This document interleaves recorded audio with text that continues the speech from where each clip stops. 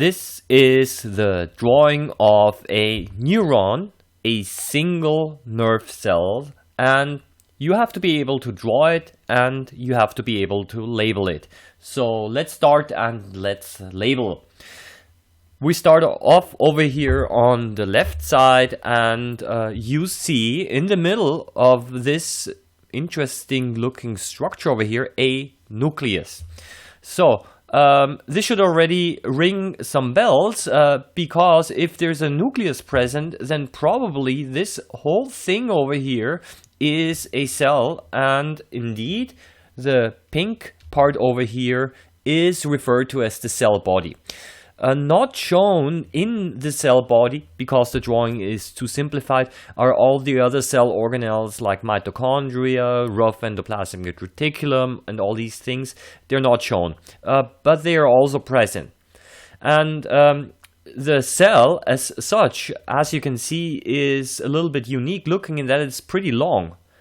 And this whole thing over here towards the right is referred to as the axon, and well, maybe actually this part over here should also be included in the axon. So it's not only not this yellow part over here, but actually also the rest over here. So everything over here which is not part of the cell body is referred to as the axon. At the end of the axon you have the so-called end plates. And these end plates can be found over here, all over here at these places. And the importance of these end plates is going to be mentioned in a different video. I'm going to talk about nerve signal transmission from nerve cell to nerve cell, and that's where they're important. Over here, let's have a more detailed look over here, and you see that there are these narrow parts over here, and these narrow parts are referred to as the nodes of Ranvier. Ranvier, that is the name of a scientist. And they are important for signal transmission because they speed up the nerve signal. How this happens, I'm just going to explain in a minute after I've finished labeling. The yellow structures over here, you can also see that there's a little dot here, pink structure in here. That is also a nucleus. But it is not, but it's the nucleus of a different cell. These cells are referred to as Schwann cells. So a neuron, a nerve cell, is surrounded by more and different other cells.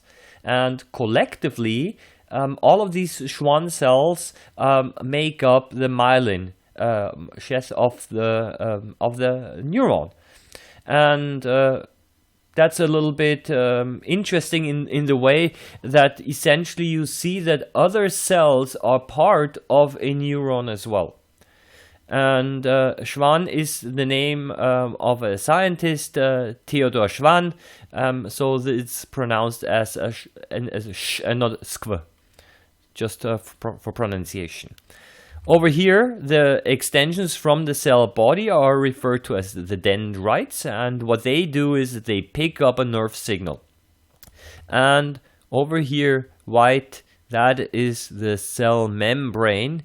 So all of this over here, also over here, that's all of that is the membrane of the neuron, and this membrane is really important for transmitting an action potential, which is a nerve signal. So please, you have to be able to draw the neuron and be able to label it. Now, if you think that this is too complicated to draw, I'm just going to show you down here a really quick and nasty way. I always draw nerve cells like this. How is that? That is, the quick and dirty way of drawing.